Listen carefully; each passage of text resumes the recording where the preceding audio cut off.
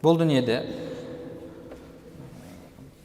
барып қалдық бір жерге, немесе жүрегіміз сыздап қалды, сөйтіп қой түсе салайыншы өзеге деп түстіңіз, сізге айтты ғой бір тамыры бекітіліп тұр екен, мынандай екен, жүрегіңіздің соғуы нашар, жүрегіңізді емдетпесеңіз бұл инсультқа алып баруы мүмкін, ертең басқа болуы мүмкін десе, сіз қорқасыз, өліп қалам ба деп барып емдетесіз, жазып берген дәрілерін күнделікті уақытысында ішесіз, әлгі жүрек тамырларын ашу керек болса барып операциясында жасатасыз. Неге?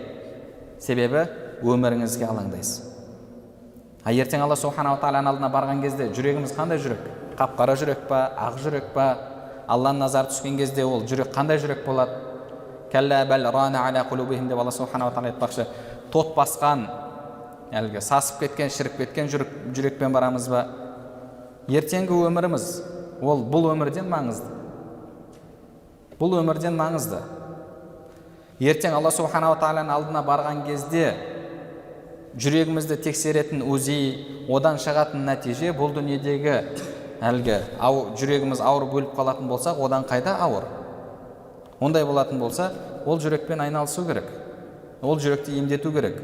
Ол жүрек үшін де қам жеу керек, уайым адамда болуы керек.